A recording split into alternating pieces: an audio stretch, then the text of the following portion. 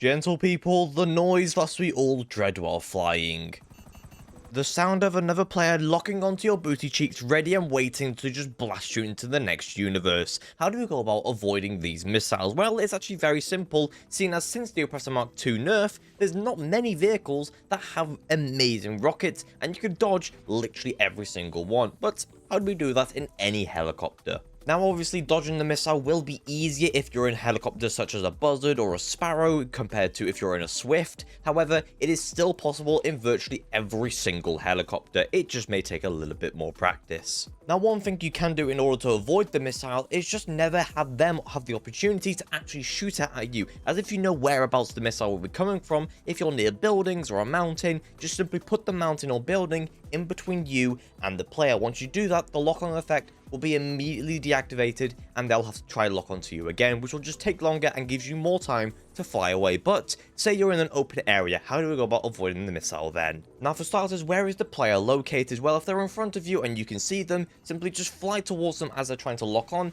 as this will not only narrow the gap in between you and them so they have less time to fire the missile, but also the closer you get to them, the more the missile has to bookend up to try and get to you, or bookend down depending where you are, giving you more of a time to then turn around as soon as you get behind them and fire your own missile at them. However, the most common place for where missile will be coming from is up our ass. So how do we avoid these ones? Well, first off, once we hear the lock-on effect or the missile coming towards us, all we need to do is simply pull back on the stick so we are no longer heading forward and do a complete 180-degree turn so that we are facing in the general direction of where the missile is coming from. And then once you are in this position, all you want to go ahead and do is simply start going forward so that you're going towards where the missile is coming from, again reducing that gap, reducing the distance of how far the missile can travel, but then also going above or below it, preferably above it, as more than likely your opponent shooting it is going to be below you. If they are above you, then do the opposite, try and go below the missile, don't try and outrun it and get over it. But your end goal to avoid the missile is basically have it so it's coming towards you, but then as it gets close,